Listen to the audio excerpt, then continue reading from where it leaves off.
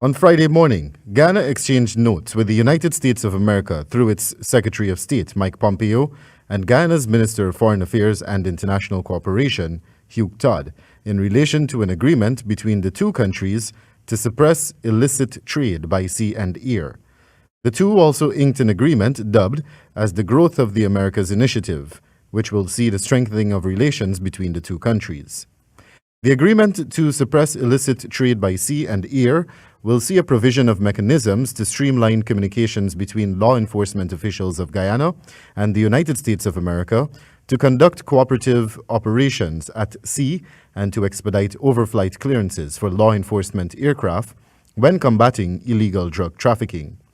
This agreement recognizes that these approved bilateral procedures will be based on the principles of international law, equal respect for the sovereignty of both states, as well as full respect of the principles. This agreement recognizes that these approved bilateral procedures will be based on the principles of international law, equal respect for the sovereignty of both states, as well as full respect of the principles of freedom of navigation.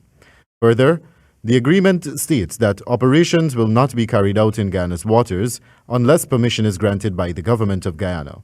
Similarly, in its airspace, the same will obtain, that is, going through the respective channels for approval within the outlined timeframe to expedite procedures aimed at combating illicit trade. Under this agreement, both countries will establish a combined law enforcement ship-rider program between their respective law enforcement authorities. Permanent Secretary of the Ministry of Foreign Affairs, Audrey Jardine Waddell, divulged aspects of the Framework Initiative, Growth of the Americas. The framework will facilitate collaboration between Guyana and the United States of America to identify concrete ways to further their joint interests in infrastructure growth, integration, and energy security in order to help meet the economic goals of both countries.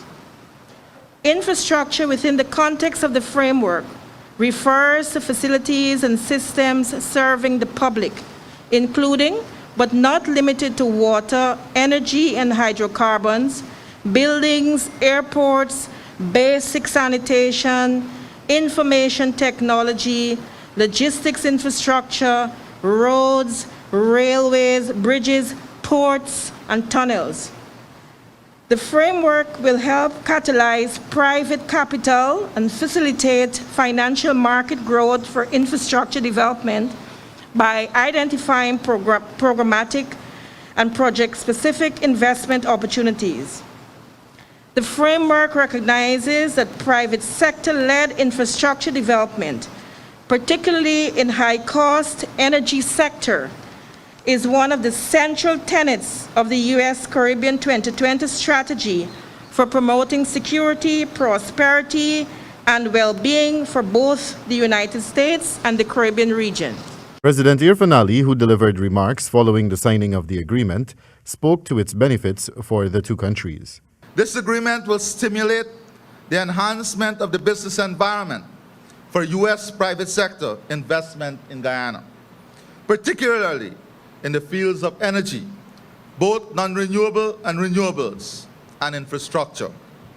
The agreement will also pave the way for the U.S. private sector to expand their investment portfolio and partner with the Guyanese private sector. This partnership will help to meet our broader infrastructure and downstream development needs, and by extension, drive economic growth and development as well as job creation. Meanwhile, in revealing that Guyana is the second Caribbean nation to sign the Growth of the Americas initiative, the U.S. Secretary of State posited that the United States is more interested in modeling the private sector than state-owned enterprises. Guyana is the second Caribbean nation to join that agreement. It demonstrates that the United States wants to model the private sector, not state-owned enterprises, because that model, that investment model is superior, will deliver real good things for the people of your country. It'll bring both those jobs, frankly, jobs to America as well, and it'll increase cooperation on environmental issues, just like potential spill responses. The last economic piece our governments are working on is to increase trade and foreign direct investment here. Wendell Badri for the HGP Nightly News.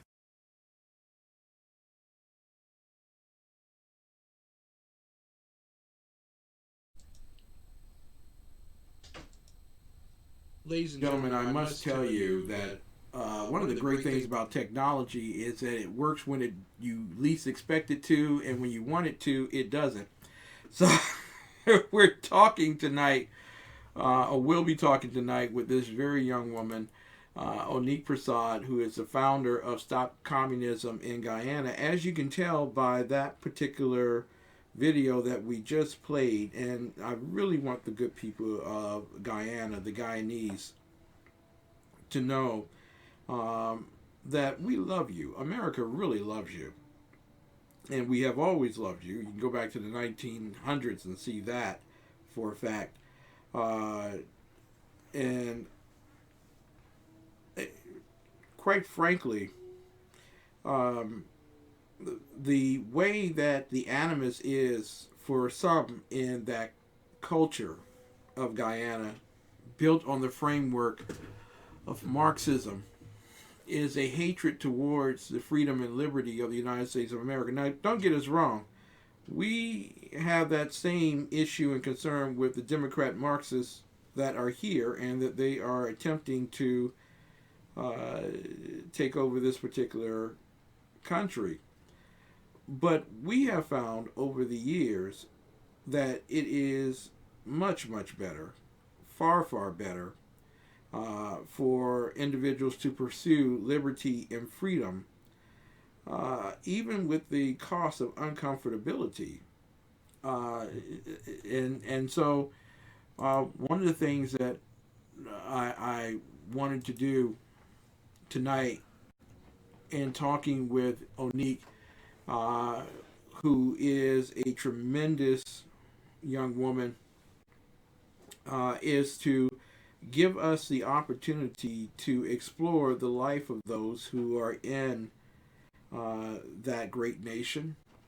And the hopes, we've had Robert Seedy on, and we have attempted to discuss the actual constitution of Guyana, of which there are only two rights to the people, and one of which happens to be the right to be happy. Well, there is a great deal of unhappiness going on in that particular region, and that unhappiness is built on the fact that there are okay, hang in there. All right. So a lot of people are unhappy in Guyana. That unhappiness is built on the framework that unemployment is high. Many people have left that country because of its Marxist values, or at least those that have been installed in governance and instilled amongst the people over the past 4 to 5 decades. In fact, Onique Persaud, who is the founder of Stop Communism in Guyana, is with us tonight. And we're ever so grateful for her being able to spend time with us. We will work out the details in the future of video, but we do have her via voice tonight. Onique, thank you so much for taking time out of your busy life to be with us. Hey, how are you? I'm so happy to be on the show with you guys to kind of fill you in on what's going on down there in terms of the politics. Exactly. Onique, you are part of the diaspora from Guyana. Am I correct? Yes, I am. Okay. And I want to get for you, because a lot of people, when I did the interview with Rup Persaud and with Robert Seedy, they saw it as merely a grab, a catch to get the oil from Guyana. That's why we're talking about a relationship between Guyana and the USA. But it's much deeper than that. Your thoughts, where would you rather be right now, in the U.S., or would you rather be home in Guyana?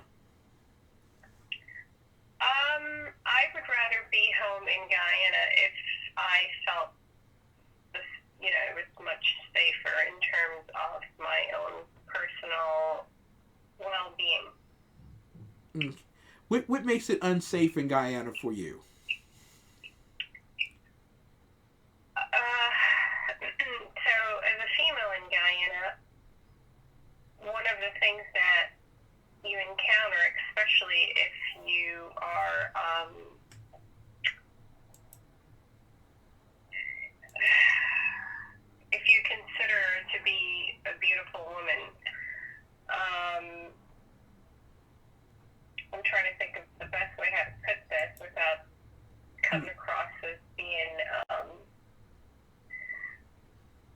Yes.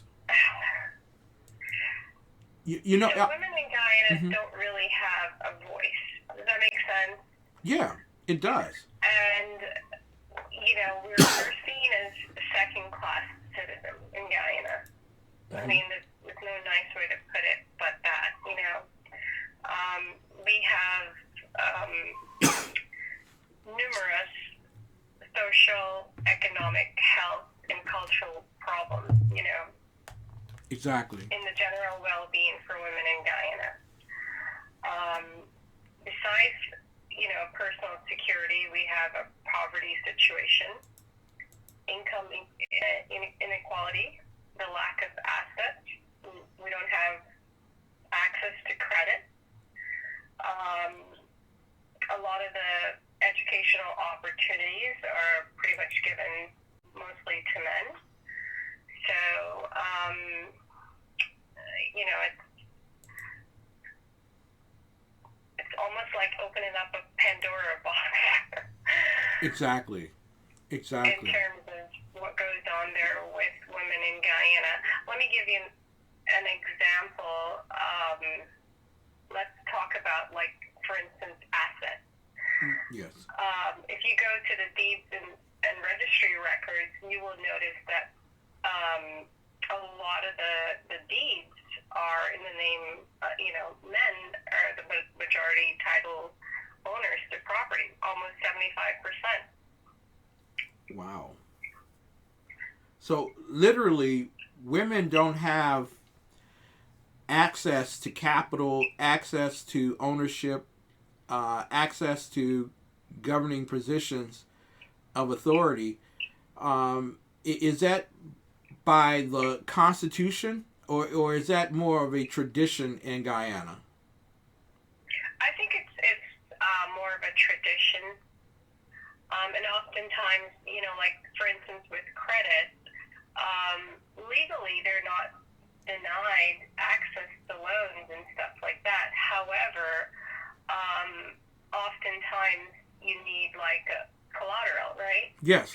And they don't have that. They don't have the collateral to go after an individual loan. So what they did in the past is they would go as groups, you know, like 5, 6 women would go together and try to get a loan from, for instance, Nova Scotia in Yes. Guyana.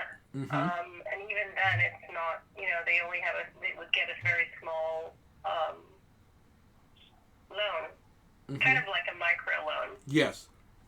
And then if they don't have any credentials in terms of getting credit, they have this thing called a box hand. I don't know if the best way I can describe it. It's you get a group of people, and each person would make a contribution of, let's say, $200 per week, right? Yes. If you Yes. have 10 people, then once that's collected, it's given to one individual, and that whole process continues until it comes back to the beginning person. And oftentimes they take this money to possibly buy, like, a plot of land. Sometimes they use it for a wedding, you know, their child getting married or something like that. Yes.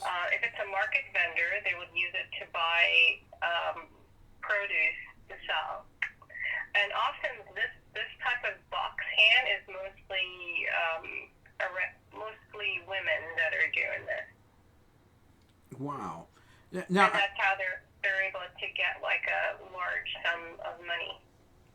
and this is amazing to a lot of people who are viewing TECNTV.com tonight, and they're thinking, I guess, in the aspects of the U.S. where women do have greater access to capital, credit, they're able to own their own property, they're able to buy their own homes and things of that nature.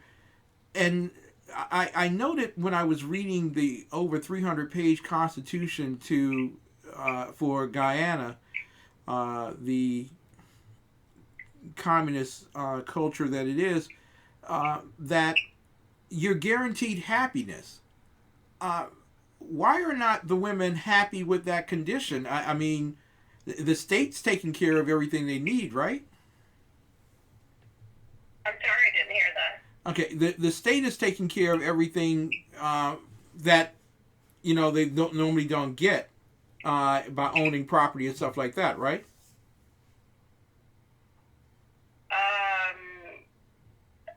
It's actually breaking up, so Okay. I cut it off like half of the sentence.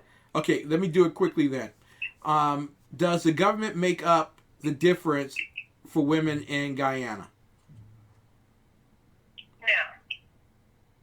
No. Okay. Explain, if you would. What do you mean make up for the difference? Well, Lack of money, lack of home ownership? exactly. Okay, so let's take home ownership, for instance, which is kind of what we were on in terms of credit. I think the government is, started this whole process where they were giving away land. And then when I pulled the records, majority of these land was given to men. Wow. Now, one of the explanation is sometimes the women would apply for these property in the men's name, so that number could be a little bit different because of that. But still, majority of the land are given to men. How does this hurt? So, I mean, how does that help women? Yeah, how does it hurt women in that particular sense of Guyana? Well, let's say if they get a divorce or they go separate ways, if they were common law marriage, that land is now owned by the male. Is there any recourse through the government? No, if it's in his name, I mean, it's his property. Wow. So I'm quite certain that the women have political power, or at least are looking to gain political power. Am I correct? So that they can change some of that within the culture. Yes, I mean we've seen lately. There's with the new government that just got sworn in, they do have female ministers, etc., on their in their cabinet. So that's a plus. But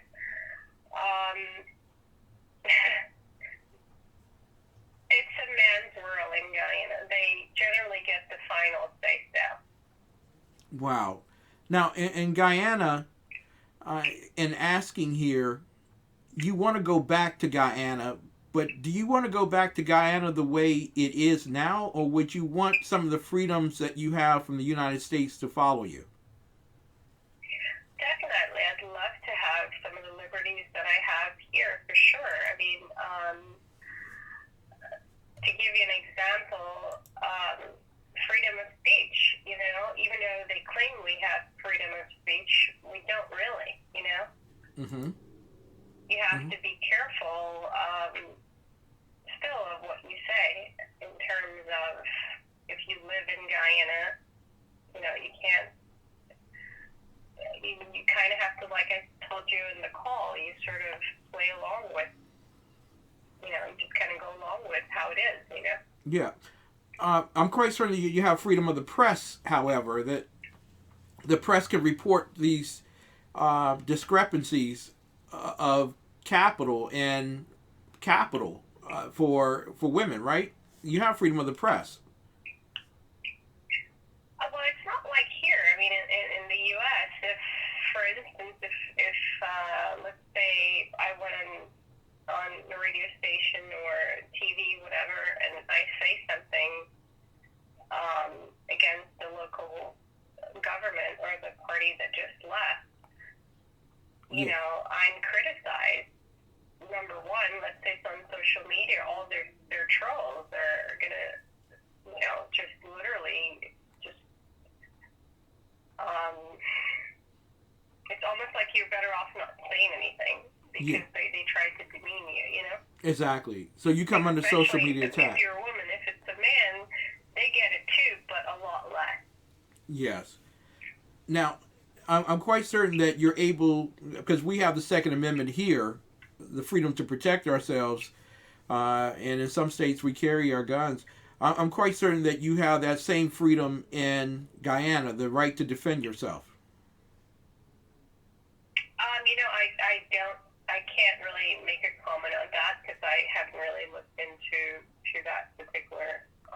Yeah, because one of the biggest complaints that I've had from some individuals that I know from Guyana is that right has been taken away from people, even under this administration with Dr. Ali, in terms of defending oneself. So, as I'm listening to you. Well, personal security is a big issue in Guyana, not only for women but also for men. There's a lot of crime, especially in the city area. Yes. A lot of pickpocketers and stuff like that. There is a lot of rape cases in Guyana. Mm. Corruption is also a big problem. Am I correct? Yeah. How so? Well, so this all started, I would have to say it all started way back with Forbes Burnham. And I'm just going to, I believe a lot of the politicians think that the treasury of Guyana is their piggy bank. Yeah. And a lot of times they would go into office having a really small home, modest home, and after being in politics for 5 years or in office for 5 years, they have these mansions. Wow. Right? Yeah. There's a lot of bribes. So, for instance, let's say I have a business and I want to get certain things done. Mm-hmm. I have to pay that official to process it. Wow. That's very commonplace in our culture. I mean, if you get pulled over by police, again, you can pay them and get out of that ticket. Wow. I know. And there's no recourse, even when they're caught. Like right now, there's a lot of corruption charges that is coming up against the new administration in regards to land that they sold that they shouldn't have. And I'm sure after all the investigation and everything like that, they still wouldn't go to jail for it, Exactly. Now, a lot of people from Guyana listening to you tonight will say, well, you're putting down Guyana. You live in the U.S. You got it real good. Why don't you just become a citizen of the United States of America? What do you say? Well,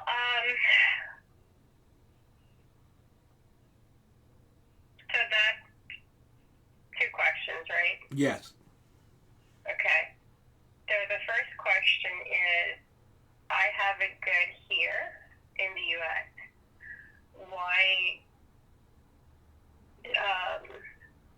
Why not get it? Just live here and don't give a darn about what's going on in Guyana. Is that what you're trying to say? Exactly. You got it. Okay.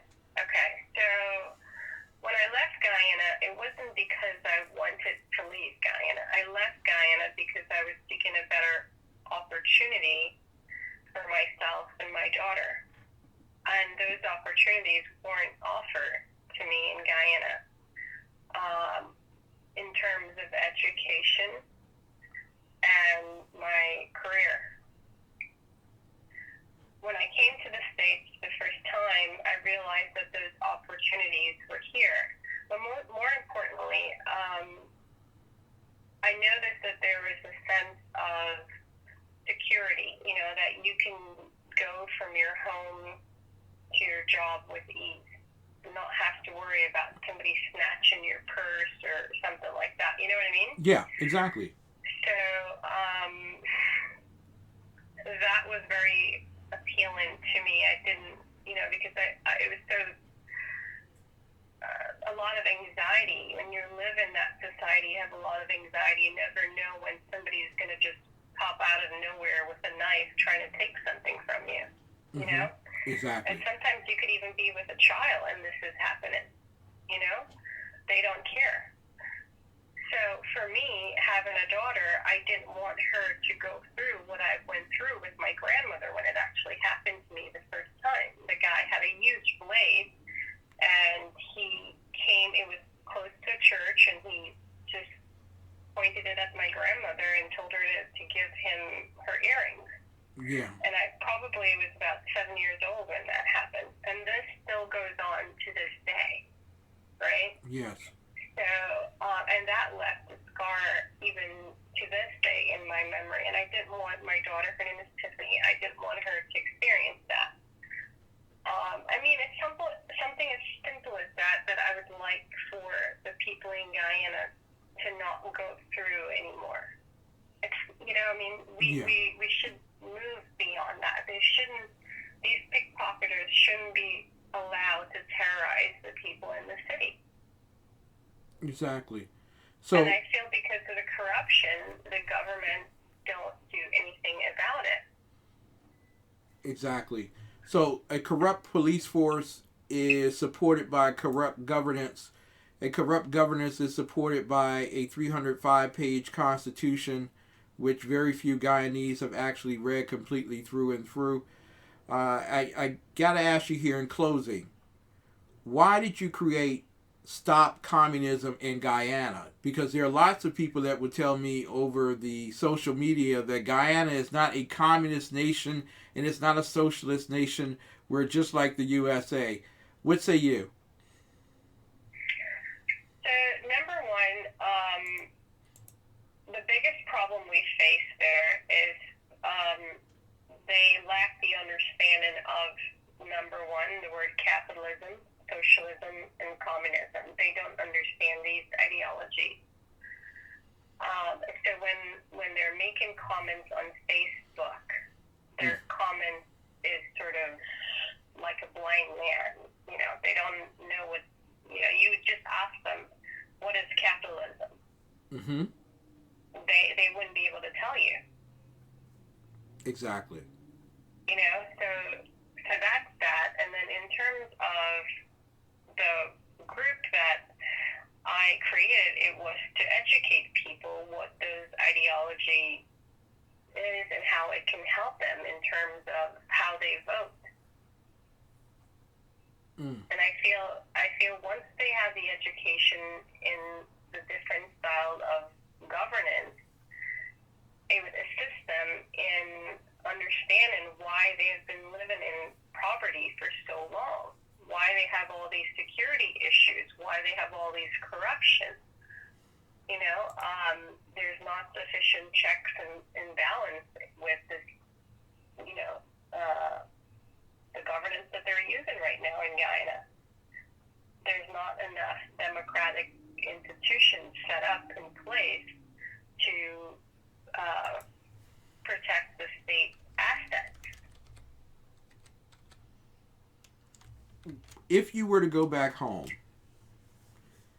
what would you like to see changed? Or just one particular thing changed in Guyana? What would that one thing be? I'd like to see a more, I'd like Guyana to have a bigger middle class segment. I think that right now you're either rich or poor in Guyana. Mm-hmm. I'd like to be able to see a better health care, more opportunities for the kids coming out of the university, better roads, the ability to for women to be able to own their own business, and like we talked about earlier in terms of having credit and things like that, I'd like to be able to see that happen, more women-owned business. Yes. In terms of the land distribution, I think that women should be on those titles and not necessarily men. It should be even, it shouldn't be such a big gap, right? Yes. I'd like to see things like that. In terms of income, I'd like to see that women are paid similar to men. sure all over the world, women are going through that. But I think it's the third world country, women are suffering more in terms of financial inequality. So I'd like to see that the current government, would make sure that companies who are hiring these women don't, Yeah. mistreat them in that sense. Onique, I think that you are a consummate champion, not just for women, but for freedom and liberty the world round. What a lot of Americans don't understand is what they're voting for now with Joe Biden moves us closer and closer to what Guyana already has. And the people of Guyana are looking forward to something that they heard of us having, and that's freedom and liberty. I thank you so much for being on the air with us tonight, in spite of all the technical difficulties, and we're going to make certain that we get your face next time on the air with us, so that there are no other issues and concerns in terms of technology. God bless you, and thank you so much, Onique, for being with us tonight. Hey, thank you. Thank you for having me on. I appreciate it. Excellent. Ladies and gentlemen, we've come to the point where I have to say goodnight and close out to you all. I am ever so thankful for you all making your way to TECN TV to watch us live. I want to thank Mary Brockman, my bouncer-in-chief. Muchas gracias. Thank you so much for being here tonight. Also, my boy Dave Milner, thank you so much. Mrs. Biggs, love you. Thank you so much for keeping the dream alive with your financial support. Everyone else, I hope that you get from our conversation tonight one thing. If you don't get anything else that we talked about tonight, and I'm telling you, America, you need to only look to the south, to Guyana, to see exactly what Joe Biden wants to bring. And Guyana, there is hope and love for you here in the U.S. of A. We want to reach out and we want to touch you and want to help you, so you're not dependent on China, Iran, or Russia to do for you what they've been doing for the past 5 decades to you. If you don't remember anything else that I said tonight, I hope that you do remember this. God bless America. It is now time for America to bless God. Good night. God bless you all. Thank you so much. We'll be back tomorrow night. Michael Brown, Dave Milner. Who's going to be winning the U.S. presidential election? We'll talk about that in great detail. Good night, and God bless you all.